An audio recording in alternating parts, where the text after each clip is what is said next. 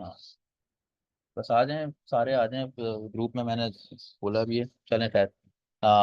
तो सिनेरियो इस तरीके से है कि ये एक बुक है।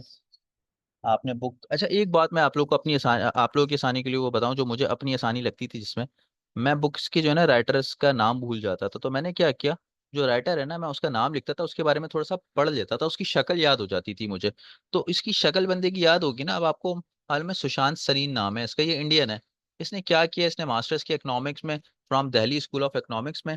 फिर उसने क्या किया, इंडियन सर्विसेज ज्वाइन की, सिविल सर्विसेज ज्वाइन की, रेलवे में गया 1993 में।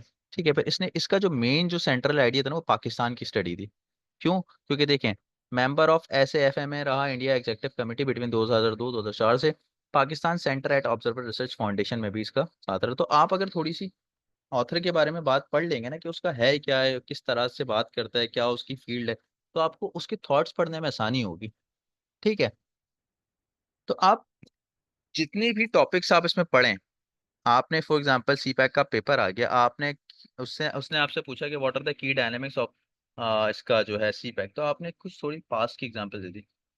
कारोट hydro project 720 megawatt major hydro power initiatives, ठीक है। दाऊद वाइंड आपका विंड पावर प्रोजेक्ट्स हैं, इस तरीके से सच्चल विंड, ये क्या है, कुछ होते हैं हाइड्रो जो वाटर से चलते हैं, कुछ होते हैं विंड जो हवा से होते हैं, ठीक है, कुछ होते हैं सोलर जो आपके सोलर सेल से चलते हैं। ठीक है, इस तरीके से आपने ये पढ़ना है। जिम पर तो अक्सर लोगों ने देखा होगा, कोई अगर सिंध से पंजाब की तरफ जा रहा होता है, या किसी का कराची आना हुआ है, तो उसने लाजमी देखा होगा जिम पर फाइंड विंड जो है आपका पावर। अच्छा, तो इसमें क्या करना है, अब आपने ये सारी चीजें पढ़ लेनी है। अच्छा, ये कुछ चीजें इनकम्प्लीट डाटा होगा, आपने इसको अगर थोड़ा डेप्थ में पढ़ना है, आप फर्दर इसको गूगल कर लें। और आपने क्या करना है, पेपर में इस बंदे का रेफरेंस दे देना है। जहाँ आपने इस बंदे का रेफरेंस दीजिए कि इनकी बुक थी भाई, इनकी बुक का नाम क्या था, कॉरिडोर वाली जो बुक थी, कॉरिडोर कैलकुलस। आपने इसका नाम याद रख लेना है, इस राइटर का नाम याद रख लेना है। अगर आपको राइटर का नाम, अगर आपको इस बुक का नाम भी नहीं याद है ना, तो आपने राइटर का नाम याद रख लेना है। किसी भी एंगल से 2-3 बार आपने इस बुक को देखना है, आपको राइटर की शक्ल, नाम, सब आइडिया हो जाएगा। ठीक है, आपने जगह जगह जो है ना, जहाँ पे आया रहा, आपने इसकी एग्जांपल कोट कर दी कि भाई the writer name was Sushant Sareen wrote in his book दादा दादा दादा करके, जो आपने लिख दिया ना कि दैट वाज फना फना फला फना, ये चीजें थी। तो आ रही है बात समझ के, आपने डेटा कैसे कलेक्ट करना है और किस तरीके से उस पर लिखना है। डाटा बहुत है डाटा, लेकिन हर एस्पायरेंट इस बुक को नहीं पढ़कर गया होगा। आपने बुक्स को खंगालना है, बुक्स का डाटा निकालना है। बुक खुद बोल रही है कि मेरे अंदर सारी चीजें हैं।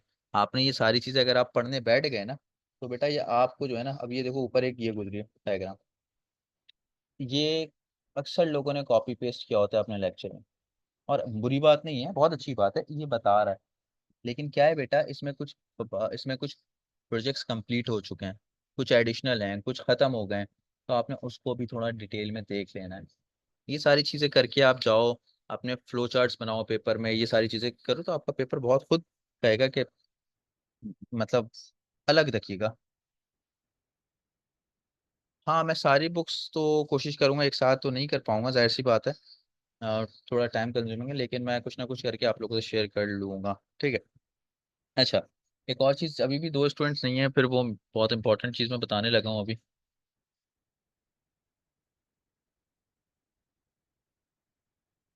मैं 2 मिनट रुक जाऊँ, आप लोग अगर कोई क्वेश्चन पूछना चाहें तो पूछ लें, ताकि उनका भी बेचारों का भला हो जाए, और जो रहते हैं। आप लोगों को कोई क्वेश्चन पूछना है, कोई भी क्वेश्चन यू मैं आस्क मी।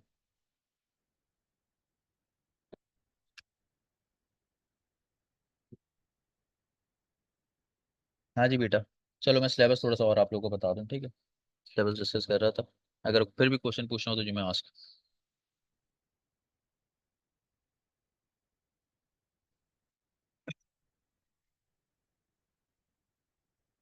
अच्छा, ये बुक्स और भी थी, ठीक है। और मैंने इन्हीं बुक्स को आई थिंक डाउनलोड किया हुआ है, काफ़ी टाइम हो गया मुझे तो। लेकिन अगर आप लोग और भी बुक्स देखना चाहें तो देख सकते हैं, बुक्स पढ़ने में कोई मसला नहीं है। सर, डिफरेंट बुक्स से एक टॉपिक के लिए नोट्स बनाए। देखो बेटा, बात यह है कि नोट्स, अब आपने नोट्स बनाना है फॉर एग्जांपल। अभी चलो CPAC को ही ले लेते हैं, अभी वो हमारे पास बुक भी खुल गई थी उसकी। तो अब आपने CPAC को देखना है पाकिस्तान अफेयर्स के लिए। मैं अगर कहूँ, एक अक्सर टॉपिक ऐसे में भी मेरे ख्याल से आया पाकिस्तान अफेयर्स में भी, कि CPAC as a game changer for Pakistan. अब गेम चेंजर ऑफ पाकिस्तान क्या है? किस तरीके से आपने लिखना है इसके ऊपर थोड़ा सा लिखें। भले हेडिंग्स लिख दें सिर्फ, लेकिन लिखें। जब आप लिखेंगे ना इस पे बैठ के बेटा, तो आपके खुद जहन में 10 चीजें आएंगी, अच्छा ये ऐसे मैंने लिखा है यार, ये इससे भी तो रिलेट हो सकता है। उन चीजों को लिखें।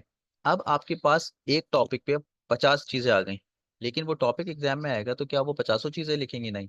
आपने अपना जहन यूटिलाइज करना है, ब्रेन स्टॉर्मिंग करनी है, जैसे मैंने ऐसे में बताया था आप लोगों को कि ब्रेन स्टॉर्मिंग करें उस टॉपिक को लेकर, उसमें लिखें 8-10 लिख दें, लेकिन अब देखें यार इररेलेवेंट कौन सा है। जो मैंने प्यूरिफिकेशन वाला सेकंड स्टेप, किसी को याद हो अगर, तो सेकंड स्टेप प्यूरिफिकेशन वाला था, उसमें प्यूरिफाई करें, फिल्टर आउट करें कि नहीं यार ये आइडिया गलत है, ये आइडिया सही है। ये 5 मिनट हो सके 3 मिनट एक्स्ट्रा ले ले आपके क्वेश्चन में, लेकिन ये आपको टू द पॉइंट रखेगा।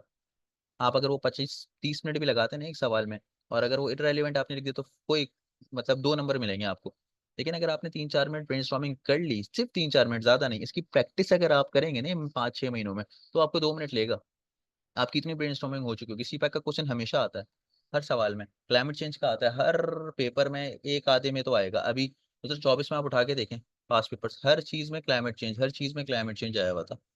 वो पूछ रहे हैं, हॉट टॉपिक है, गवर्नमेंट परेशान है, गवर्नमेंट इज एप्रीहेंसिव कि उसको करना क्या है। वो आपसे पूछना चाह रही है, जो सिविल सर्वेंट्स आ रहे हैं, जो वाइब्रेंट सोच आ रही है, वो आपसे आइडिया लेना चाह रहे हैं कि यार इसका आइडिया ठीक है, क्यों गवर्नमेंट परेशान है कि क्या क्या करना क्या है, इसमें एक हॉट टॉपिक है। ठीक है, अच्छा अब देखें। अब जो है मैं बता रहा था यहाँ पर आप लोगों को बहुत इंपॉर्टेंट चीज़ थी। मैं फील करता कि अगर ये बच्चे भी आ जाते हैं यहाँ पर, चलो खैर रिकॉर्डिंग तो है। मैं यहाँ पे ज़रा हाईलाइटर यूज़ कर लूँ।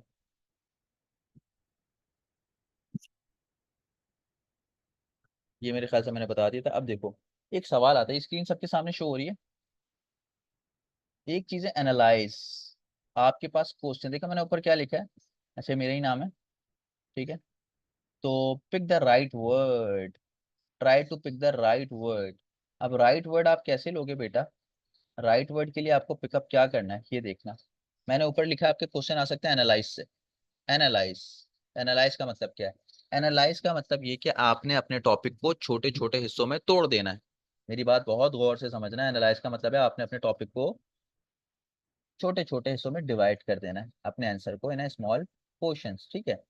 And write something related to every short portion, यानी आपके पास कोई टॉपिक आया, आपने उसको डिवाइड कर दिया पोर्शंस में। कौन से पोर्शन है ये अभी नहीं बता रहा, मैं बताता हूँ। और उस हर पोर्शन के ऊपर आपने 4-5-6 लाइंस लिख देनी है। फॉर एग्जाम्पल आपके पास टॉपिक आ गया, new dams for Pakistan a game changer.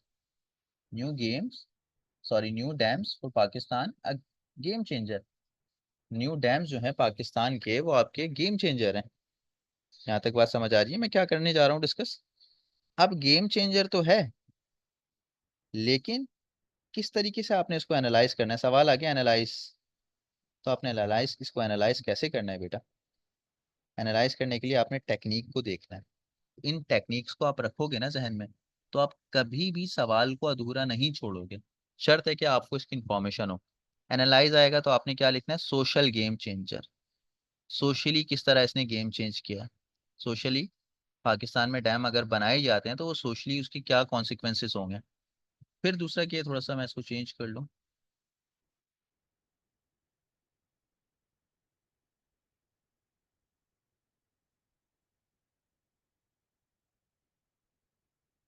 फिर क्या है दूसरा? Political game changer. Political game changer कैसे? आपका रीजनल गेम चेंजर कैसे? रीजनल वही बार बार मैं बात बता रहा हूँ, जो रीजन है आपका पाकिस्तान। टेक्नोलॉजिकल गेम चेंजर कैसे? अगर क्या अभी मैं इसकी सारी एग्जांपल्स भी आपको बता दूंगा। टेक्नोलॉजिकल किस तरह से चेंजेस आ रहे हैं? जाहिर सी बात है, जब डैम बनेगा, पानी आप रिजर्व करेंगे, उससे कुछ प्रोजेक्ट्स चलेंगे आपके। आपके पास जो एग्रीगेशन का सिस्टम अच्छा होगा, क्योंकि इरिगेशन मिलेगी, पानी का बहाव सही होगा। फिर इंफ्रास्ट्रक्चर गेम चेंजर। अब इंफ्रास्ट्रक्चर तो बनेगा ना, जाहिर सी बात है। आप एक रोड भी डालते हैं उसका इंफ्रास्ट्रक्चर, आप एक ब्रिज बनाते हैं उसका इंफ्रास्ट्रक्चर होता है। फिर आपके पास क्या?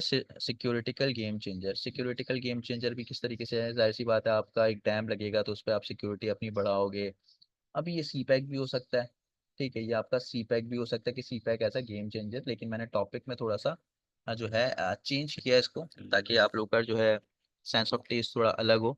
फिर इस तरह से आपने सवाल के पार्टीशन कर देना, और हर पार्टीशन पे, हर पोर्शन के पार्ट्स पे आपने कुछ ना कुछ लिखना है। यहाँ तक समझ आया किसी को? नहीं आया फिर भी पूछे।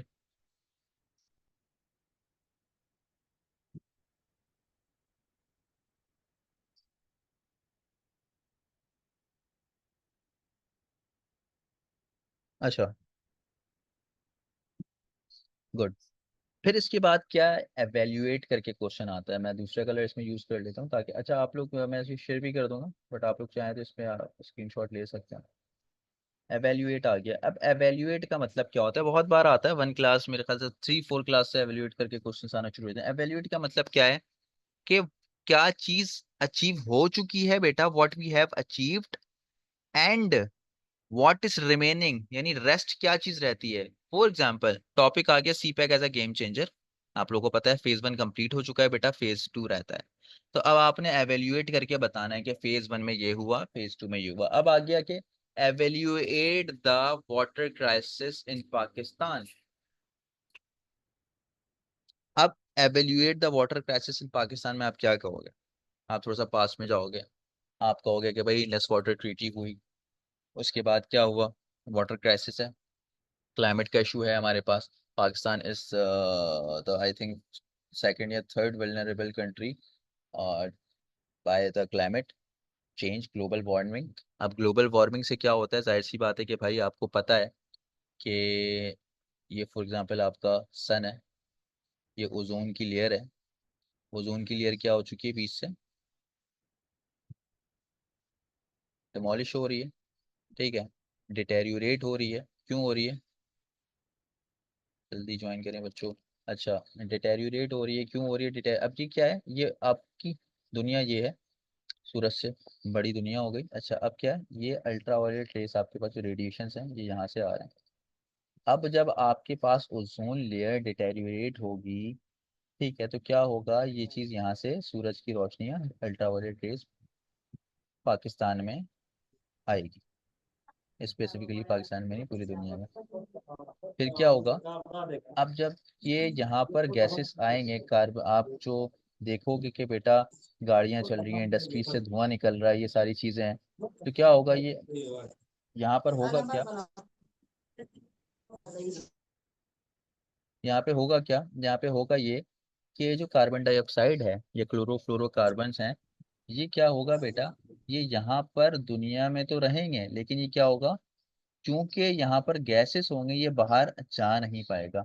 जो सूरज की रोशनी अंदर पेनिट्रेट करके अल्ट्रावायलेट रेज आ रही है, ये यहीं पर ही रहेगी, ये वापसी नहीं जा पाएगी। क्यों? क्योंकि क्लोरोफ्लोरोकार्बन जो हैं, ये एक नेट बना लेंगे इसके यहाँ पर, वर्ल्ड को, आपकी दुनिया को घेर लेंगे, आपकी प्लेनेट को, और ये क्या होगा, ये इससे घिर जाएगा। ये आपकी दुनिया थी और ये इसे घिरा जाएगा। अब जब ये घिरा जाएगा तो क्या होगा, आपकी टेम्परेचर बढ़ेगा, क्योंकि गैसेस नहीं जा पा रही, अल्ट्रावायलेट रेज जो आ रही है, हाई टेम्परेचर रेज, ये every action is it reaction, ठीक है, ये आएगी लेकिन ये बाउंस बैक होकर दोबारा भी जा सकती है, लेकिन ये नहीं आ तो जाएगी पेनिट्रेट करके, लेकिन ये वापसी नहीं जा पाएगी, क्योंकि क्लोरोफ्लोरो गैस, कार्बन डाइऑक्साइड इनको कैप्चर कर लेंगे, जिसकी वजह से वर्ल्ड का, लैंड का, दुनिया का टेम्परेचर बढ़ेगा। जब दुनिया का टेम्परेचर बढ़ेगा तो आपके जो बड़े बड़े ग्लेशियर्स हैं, इनके ऊपर जो बर्फ है वो पिघलेगी। अब जब वो बर्फ पिघलेगी तो क्या होगा, आपके पास जरूरत से ज्यादा पानी आएगा। जरूरत से ज्यादा पानी आएगा तो क्या होगा बेटा, सैलाब आएगा। सैलाब आएगा तो क्या होगा,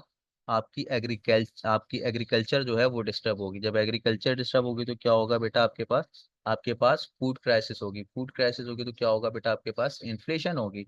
और फिर जब इन्फ्लेशन होगी तो फिर आपको पता है सारा कुछ क्या हो रहा है। तो this is the change from climate change, जिसको we are going to connect किसके साथ, इसके साथ हम कनेक्ट कर रहे थे अभी अपने इस एवेल्यूएशन के साथ। तो हमारा जो टॉपिक था कि आपके पास वाटर क्राइसिस में क्या हुआ है, आपने थोड़ा सा पिछले का पहला बैकग्राउंड बता दिया। उसके बाद आपने क्या बताया, थोड़ा सा कॉन्टेम्प्ररी इश्यूज क्लाइमेट चेंज के हवाले से बताया कि भाई वाटर क्राइसिस हमारे पास इसलिए भी है। अब देखो क्या हुआ, आपका अगर ग्लेशियर स्लो स्लो पिघलता, आपके पास पानी कंट्रोल्ड तरीके से आता, आपको जिस महीने में चाहिए होता आप उस महीने में लेते। लेकिन यहाँ पर क्या होगा, आपके पास सारा पानी तो जाया हो गया क्योंकि सैलाब आ गया। अब जो आपको पानी जब 5वें 6ठे महीने में चाहिए था वो पहले महीने में जाया हो चुका, तो अब 5वें 6ठे वाला ग्लेशियर सू जो है मेल्ट होके तो नहीं आएगा ना। तो अब आप क्या होगा, अब आपके पास ड्राउट्स आएंगे। ड्राउट्स किसको कहते हैं, जो जहाँ पे जरखेजी वगैरह नहीं होती, वो जो हो जाता है, खुश्क साली जो होती है। तो आपके पास आप वाटर क्राइसिस होगा, जिसकी वजह से सारे एक साथ कनेक्टेड हैं। ये सारी चीजें आप लोग को चीजें समझ आ रही हैं, बस ऊपर से जा रही हैं बातें। तो इस तरीके से आप चीज़ों को एवेल्युएट करते हो। देखो इसमें आपने एनालाइज नहीं किया, आपने एवेल्युएट किया। एनालाइज का मतलब है टुकड़ों में बातों को तोड़ के बताना। एनालाइज का और एवेल्युएट का मतलब क्या है, आपने बताना है क्या हो चुका है, क्या हो सकता है, व्हाट इज रिमेनिंग, रेस्ट। ठीक है। फिर क्या है, एक और इंटरेस्टिंग चीज आती है यहाँ पे, वो क्या है, एसेस है। एसेस का मतलब क्या होता है भाई, कोई बताएगा? मुझे ही बताना है। चीजें समझ तो आ रही है ना बेटा? ये सवाल का तरीका है, किस तरीके से सवाल आते हैं पेपर्स में, और जब वो पूछेगा ना, देखो पहला और आखिरी word of the question impact करता है, आपके पूरे सवाल को चेंज कर देता है। कैसे करता है? पूछ लिया उसने, analyse, analyse the C pack as a game changer, सवाल चेंज हो गया, जवाब लिखने का तरीका चेंज हो गया। उसने कहा कि भाई evaluate C pack as the game changer, concept change हो गया। बच्चे पूरा लिख देते हैं एवेल्युएट में, लेकिन एनालिस एनालाइज का लिख देते हैं, इसलिए 10 में से 20 में से 0 मिलते हैं, 20 में से 2 मिलते हैं। तो बात समझ आ रही है? Techniques which I have talked earlier about ऐसे, कि आपने सिर्फ पहले थोड़ा ऑफ डाटा नहीं इकट्ठे कर लेना है बेटा बैग में डाल के, आपने दिमाग में कॉन्सेप्ट्स को बैठाने हैं अपने, इंजीनियरिंग समझनी है इसकी, किस तरह से इंजीनियर कर रहे हो आप इसको। फिर एसएस में क्या आता है, अच्छा पहला तो हो रहा है चेंज, लेकिन आखिरी का भी चेंज कर सकता है। वो कह सकता है कि भाई analyse C pack as a game changer, comment, analyse C pack as a game changer, discuss, comment हो गया, डिस्कस हो गया। क्रिटिक कह सकता है, क्रिटिसाइज करो। अच्छा मैं एसएस के बारे में यहाँ पे बता रहा हूँ, एसएस का मतलब क्या है। एसएस का मतलब है कि आप किसी चीज को, स्टेक होल्डर, देखो एसएस का मतलब क्या है, कि स्टेक होल्डर्स भी उससे इफेक्ट हो रहे हैं। अब स्टेक होल्डर्स क्या होते हैं, स्टेक होल्डर्स की असेसमेंट देखते हैं, ये थोड़ा सा टेक्निकल है लेकिन समझ आ जाएगा। कोई भी चीज किसी बंदे से इफेक्ट हो रही है, फॉर एग्जाम्पल आपके घर के सामने पुल बन रहा है, ठीक है, अब आपका रास्ता ब्लॉक हो गया, अब आप घूम के आ रहे हो, तो आप क्या हो, उस पुल से स्टेक होल्डर हो रहे हो, यानी असरअंदाज हो रहे हो, इन्फ्लुएंस उस ब्रिज का आपके ऊपर हो रहा है। आपके यहाँ मेहमान आ रहे हैं, उनके ऊपर, वो भी स्टेक होल्डर हो गए हैं। आपके वालिद साहब जा रहे हैं सुबह ऑफिस, वो भी स्टेक होल्डर हो रहे हैं, क्योंकि वो भी इन्फ्लुएंस हो रहे हैं, उसे घूम कर जा रहे हैं रास्ते से। तो कोई भी ऐसा प्रोजेक्ट, कोई भी ऐसी चीज, कोई भी ऐसा एक्शन, जिसके वजह से क्या, पीपल, स्टेट यानी गवर्नमेंट, ग्रुप्स, कंपनीज इंटरेस्ट हो उनका, या उसमें इन्फ्लुएंस हो उनका, थ्रू योर प्रोजेक्ट वर्क और एक्शंस एक्टिविटीज, वो आपका क्या कहलाएगा, सीपैक के, सॉरी आपके असेसमेंट के स्टेक होल्डर कहलाएंगे। जैसे कि अब आ गया एसएस सीपैक ऐसा गेम चेंजर, तो इसमें असेसमेंट जो करेंगे आप स्टेक होल्डर्स की, वो कौन होंगे? इंडिया होगा, चाइना खुद होगा, पाकिस्तान खुद होगा, ईरान होगा, यूएसए एटसेट्रा। ठीक है, ये ग्रुप्स क्या होंगे, आईपीपीज भी हो सकते हैं, क्योंकि देखो आप सीपैक में प्रोजेक्ट लगेगा तो आईपीपीज के ऊपर भी उसका इफेक्ट आएगा। आईपीपीज क्या है, इंडिपेंडेंट पावर, शाबाश, पता है आप लोगों को? कोई बताएगा आईपीपीज क्या होती है? आता तो बता दिया मैंने, थोड़ा सा बता दो। पावर प्रोड्यूसर्स होते हैं ना बेटा। अच्छा बताया है यहाँ पर किसी ने? इंडिपेंडेंट पावर प्रोड्यूसर्स होते हैं बेटा, आईपीपीस, इंडिपेंडेंट पावर प्रोड्यूसर्स। अच्छा तो ये एसएस का भी समझ आ गया। फिर एक होता है इलूसिडेट, अभी मैंने ऊपर बताया था, इलूसिडेट का मतलब आप लोगों को किसी चीज को आसान बना देना, टू मेक क्लियर और easy about some complex issues, यानी सवाल आ गया आपके पास, प्रोविंशियलाइजेशन। प्रोविंशियलाइजेशन का मतलब क्या होता है, कि भाई प्रोविंसेस के अंदर पावर डिवॉल्व करो, जो कि 18 अमेंडमेंट में हमारे पास आई थी। सदर जरदारी ने इसके ऊपर काम किया था 18 अमेंडमेंट में, और उसने क्या किया था, उसने ये किया कि सेंटर की पावर को डिवॉल्व करने की बात की 18 अमेंडमेंट में, 1973 के कॉन्स्टिट्यूशन में। भाई अब जो हमारे पास 3 कॉन्स्टिट्यूशन थे ना, 1956, 1962, 1973, 1956 और 62 की तो बात ही नहीं होनी है, वो तो खत्म हो गया, साइड पे हो गया, एब्रोगेट हो गया, खत्म हो गई वो चीज। एब्रोगेट मतलब खत्म हो जाना, ठीक है। अब हमें बात किस पे करनी है, सिर्फ 73 की। इसमें जो अमेंडमेंट्स हुए हैं, 26 अमेंडमेंट्स हुए हैं ओवरऑल आज तक, ठीक है, 75 ईयर्स में। जबकि आपका यूएसए का जो कॉन्स्टिट्यूशन है वो 200 साल से ज्यादा पुराना है, और उसमें अभी तक जो है 25 से 26 ही अमेंडमेंट्स हुई हैं, और हमारे पास इतनी हो गई। खैर, तो एलुसिडेट का मतलब क्या है, किसी चीज को आसान करके बताना, यानी elucidate the term provincialization. Quantum physics आपने बता दिया, ठीक है। बर्नौलीज जो है केमिस्ट्री वाले हैं, इन्होंने फिजिक्स पढ़ा है, उसमें बर्नौलीज प्रिंसिपल होता है, ठीक है। एवोगैड्रो नंबर्स अगर आ रहा है कहीं पे, आपने उसको थोड़ा सा वो बता दिया कि भाई इतने नंबर ऑफ मोल्स होंगे, या आपके एटम्स होंगे 1.56 एक्सपोनेंशियल पावर समथिंग, तो वो आपका ये होगा। तो इस तरीके से आपने चीज़ों को समझना है। अब एक और चीज क्या आती है, क्रिटिसाइज, बड़ा एक बहुत इंपॉर्टेंट है। और भी चीजें होती हैं लेकिन मैं अब सारी चीजें मैंने यहाँ नहीं बताई। क्रिटिसाइज का मतलब क्या होता है, आपके पास कोई सवाल आ गया ना कि क्रिटिसाइज द सी पैक, आपने उसके बारे में ढेर सारा नेगेटिव जो है उठा के चीजें लिख दी, जो नहीं भी है वो भी नेगेटिव आपने बता दी कि एग्जामिनर इंप्रेस हुई, लेकिन ऐसा नहीं है। आपने क्या लिखा हुआ है यहाँ पे, not only negative perspective but also provide some positive perspective, but मैं कहूंगा कि provide positive perspective but also provide some negative perspective. आपने कुछ चीजें बतानी है कि भाई ये अच्छा चल रहा है लेकिन इसके कुछ साइड इफेक्ट्स भी हैं, ये होता तो अच्छा होता। ये डायरेक्टली नहीं बताने के नेगेटिव है कि यार ये ऐसा हो रहा है, मतलब यार ये तुमने जो ड्रेस पहना है बहुत अच्छा है, लेकिन अगर ये जो तुमने हेड लगाया ना ये अगर व्हाइट कलर का होता तो और अच्छा लगता। इस तरीके से आपने बात करनी है। तो इसकी मैं कुछ कंस्ट्रक्टिव क्या है, कंस्ट्रक्टिव क्रिटिसिज्म, यानी अगर आप किसी को क्रिटिसाइज करो तो कंस्ट्रक्टिव करो ताकि उस चीज से वो सीखे। तो इसी तरीके से एक एग्जांपल है, मैंने कल भी एक बच्ची को दी थी example, I think she is a part of still this class. Dasu dam कहाँ पे बना है भाई, कोहिस्तान में बना है, डिस्ट्रिक्ट केपीके में बना हुआ है दासू डैम। अब व्हाट इज गुड इस दासू डैम में जो बन रहा है दासू पावर प्रोजेक्ट, इसमें है क्या, ये एक पावर प्रोजेक्ट है, ठीक है, डैम पे जो बन रहा है। वर्ल्ड बैंक ने $1 बिलियन एक्स्ट्रा इसको पे किया, क्यों? क्योंकि वर्ल्ड बैंक ने कहा कि भाई जब से दासू पावर प्रोजेक्ट बन रहा है, चल रहा है, यहाँ पे केपी में, कोहिस्तान जो डिस्ट्रिक्ट है इसका, वहां पे इंक्रीज हुई है लिटरेसी रेट वुमेन में 29%, एंड इन मेल 50%, 50% मर्दों में, 29% खवातीन में लिटरेसी रेट बढ़ा है, शरह खवानगी बढ़ी है। क्यों? क्योंकि वहाँ के जो लोकल्स हैं वो ये सोच रहे हैं कि अगर हम पढ़ेंगे तो हमें इस प्रोजेक्ट में जॉब मिलेगी। देखें कितनी अच्छी बात है, ये कितनी अच्छी एक बात है, ठीक है, एक बहुत अच्छा पर्सपेक्टिव है, ये आप यूज कर सकते हैं, ये जेंडर इक्वालिटी में आप यूज कर सकते हैं ये आपकी जो है वर्ल्ड बैंक की एग्जाम्पल को। तो इस तरीके से आपने पेपर अपना टाइम करना है बेटा। ये एग्जाम्पल आपका हो गया, मेरा नहीं ख्याल कि अब आप कभी इस चीज को भूलोगे। हाँ शायद ये भूल जाओ 29% या 50%, इसको आप याद करो, ठीक है। तो इस तरीके से आपने पावर अपना पेपर अटेम्प्ट करना है। अब क्या है, वर्ल्ड बैंक ने तो ये कह दिया, लेकिन अब एक और चीज क्या है कि इसके मैंने कहा क्रिटिसाइज, आपने क्रिटिसाइज करना है किसको, फॉर एग्जाम्पल दासू डैम को ही क्रिटिसाइज कर लें भाई आप यहाँ पे, ठीक है। तो अब आपने क्या किया, आपने पॉजिटिव चीज बता दी, अब आपने कुछ नेगेटिव पॉइंट बताना है। आपने कहा कि भाई बहुत बड़ा प्रोजेक्ट है तो ये टाइम कंज्यूमिंग होगा, जो बच्चे आज पढ़ के निकल रहे हैं वो कल को जॉब ढूंढेंगे, लेकिन यहाँ पे ये प्रोजेक्ट चल रहा होगा 8-10 साल का प्रोजेक्ट जो भी है, एक ही प्लेस पे होगा, दूसरी जगहों पे नहीं होगा, दूसरे डिस्ट्रिक्ट्स में थोड़ी डिस्पैरिटी क्रिएट हो सकती है। भाई वो बोलेंगे हमारे पास लेकर आओ, वो कहेंगे यहाँ लगाओ। Cutting trees anti nature, I think इसमें बताने की जरूरत नहीं है। इफेक्ट्स इन इकोसिस्टम, इकोसिस्टम में क्यों, क्योंकि भाई आप प्रोजेक्ट लगा रहे हो, उससे धुआं भी तो निकलेगा, वो कहाँ जाएगा, आपके और हमारे पेट में जाएगा, तो हमारी क्या होगी यहाँ पे, डिजीज फैल सकती है, हेल्थ इश्यूज हो सकते हैं। So you need to make some क्या कहते हैं, राइन ऑन इट, के उसमें थोड़ा सा जो है ग्रिप रखनी होगी। यहाँ तक किसी को कोई इशू, मेरा नहीं ख्याल कि इशू होना चाहिए किसी को।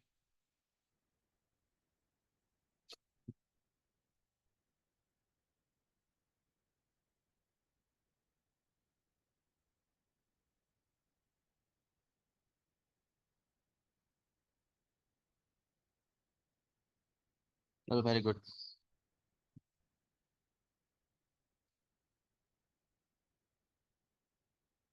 फिर ये मैंने शायद कल बता भी दिया था आप लोगों को। तो बेटा ये इस तरीके से हमने प्रिपरेशन करनी है। देखो मैं आप लोगों को जो है ना, आ, कुछ चीज़ें ऐसी होती है ना कि मतलब फॉर एग्जांपल अगर मैं आप लोगों को बताऊं कि बेसिक कॉन्सेप्ट क्लियर होना चाहिए, जैसे कि अब अक्सर लोग कहते हैं ना कि मतलब हम बचपन से पढ़ते हुए आ रहे हैं कि सिंध को बम्बई से अलहदा कर दिया जाएगा, सिंध को बम्बई से अलहदा किया जाएगा, याद है आप लोगों को? कायद आज़म के 14 नुकात होते थे, 14 पॉइंट्स ऑफ कायद आज़म, याद है कि नहीं है? तो बेटा सिंध को बम्बई से अलहदा तो कर दिया जाएगा, हम बचपन से पढ़ रहे हैं, लेकिन सिंध को बम्बई से अलहदा क्यों किया जाएगा भाई? बात यह है कि नाइन आपका जो है क्या नाम है, 1843 में सिंध में जो है ना, जो गवर्नमेंट होती थी सिंध में, गवर्नमेंट गवर्न करते थे, हुकूमत तालपुर करते थे सिंध में। तो क्या हुआ 1843 में, तो तालपुर रहे, लेकिन 1844 में कौन आ गए, ब्रिटेन आ गए, आपको ब्रिटिश आ गए। तो ब्रिटिशर्स ने क्या किया, उन्होंने उनको जंग हरा दी और कंट्रोल ले लिया किस पे, सिंध पे। लेकिन ब्रिटिश ने देखा कि भाई सिंध जो है ना इतना केपेबल नहीं है फिलहाल कि वो अपनी गवर्नेंस, अपनी गवर्नमेंट को आगे हम उसमें सिंध को अकेला लेकर चलें। तो उन्होंने क्या किया, उन्होंने सिंध को बॉम्बे का पार्ट बना दिया, बम्बई का पार्ट बना दिया, ठीक है। उस वक्त तक बनाए रखा जब तक उन्होंने कहा कि भाई जब तक सिंध इस काबिल नहीं हो जाता, इकोनॉमिकली इतना जो है स्टेबल ना हो जाए कि वो खुद चल सके, तो हम उसको बॉम्बे का पार्ट बनाएंगे और बॉम्बे के साथ उसकी गवर्नमेंट को लेकर चलेंगे।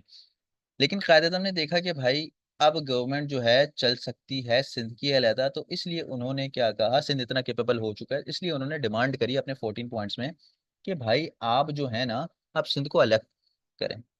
तो इस तरह से चीजें हो रही होती हैं। आपने अपने कॉन्सेप्ट को समझना, हमने बहुत पढ़ा सिंध को बॉम्बे से अलग किया जाए। आपने गोलमेज कॉन्फ्रेंस किस किसने पढ़ा है? राउंड टेबल कॉन्फ्रेंस पढ़ा होगा, जो तीन राउंड टेबल आरटीसीज हुए, राउंड टेबल कॉन्फ्रेंस 1930, 1931, 1932, तीन कॉन्फ्रेंसेस हुए हैं। किसी ने पढ़ा है? कोई मुझे बताएगा कि इसको गोलमेज कॉन्फ्रेंस क्यों कहते थे? Why do we call it round table conference? कोई बता दे मुझे। पार्टिसिपेट करें, बताएं।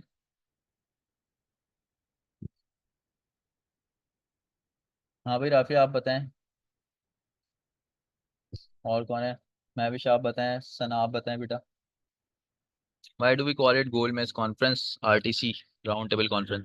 क्या उसमें गोल मेजें होती हैं? नहीं। राउंड टेबल कॉन्फ्रेंस बेटा ऐसी कॉन्फ्रेंस को कहते हैं जिसमें कोई प्रेसिडेंट ना हो। मतलब इंडिया, पाकिस्तान, जापान, न्यूक्लियर जो भी कंट्री हो, वो सब इक्वल हो, इक्वालिटी के बेसिस पे हो।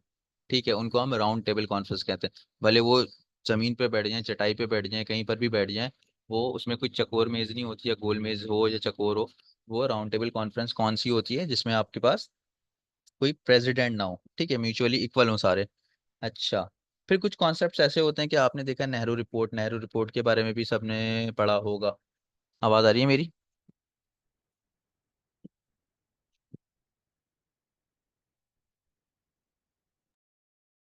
आवाज आ रही है मेरी? अच्छा, नेहरू रिपोर्ट के बारे में सबने पढ़ा तो होगा। अब नेहरू रिपोर्ट क्या है, कोई बताएगा?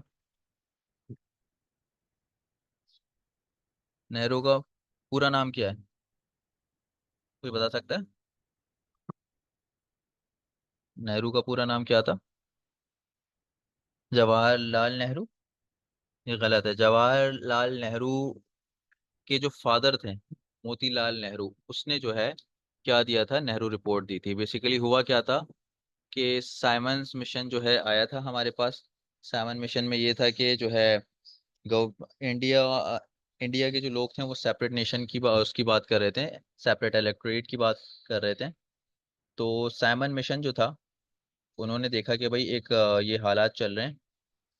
तो साइमन मिशन ने क्या किया, कुछ अपने उसूल भेजे, कुछ रिटर्न पेपर में चीज़ें भेजी कि ये आपकी चीज़ें होंगी कंप्लीट। इस पे जो है नेहरू को जो है, Motilal Nehru was the father of Jawaharlal Nehru, उसने कहा कि भाई इसमें तो इंडियंस शामिल ही नहीं है। Very good.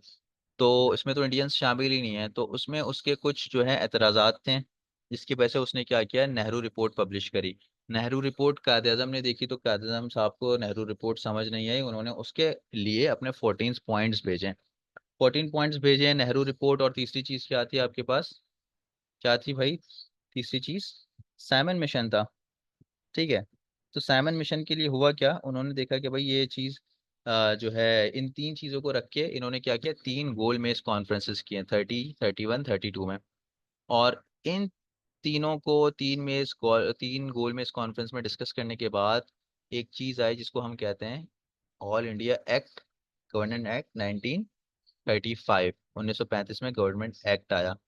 ठीक है, जिसमें सिंध को मुंबई से अलहदा कर दिया गया था, और सूबों को खुद मुख्तारी दी गई थी। याद है सूबों को खुद मुख्तारी की बात होती थी कि भाई devolution of power from centre to provinces. so that was the terms used in Indian act 1935। तो ये सारी चीजें बेटा मैं आप लोगों को लेके, नेहरू रिपोर्ट पूरी नहीं कि भाई नेहरू रिपोर्ट एक कायदम के 14 नंबर 1 में ये था, सेकंड पॉइंट ये था, नहीं, मैं आप लोगों को इस काबिल बना दूंगा कि आप वो खुद समझें। क्योंकि ये 9 मैट्रिक नहीं है, मैं आपको पढ़ा रहा हूँ, लेकिन आपने इस खुद काबिल बनना है कि चीज़ों को समझ आना है आपने कैसे। मैंने आपको ये समझाना है कि पढ़ना कैसे। बाकी सारा काम आपका। यहाँ तक किसी को कोई क्वेश्चन? एनीबडी?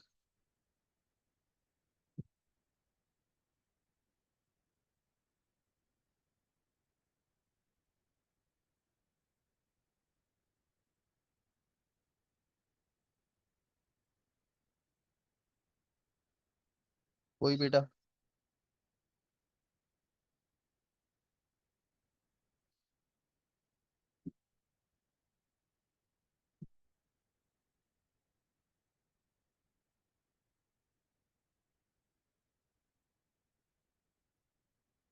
चलो ठीक है, फिर मेरे ख्याल से मैं यहीं तक क्लास रखता हूँ, अगर किसी को कोई इशू नहीं है। और ठीक है, बाकी आप लोग फीडबैक मुझे लाजमी दीजिएगा कि कैसी रही क्लास। Thank you. फिर मैं आप लोगों से चीज़ें शेयर करता हूँ। अल्लाह हाफिज़।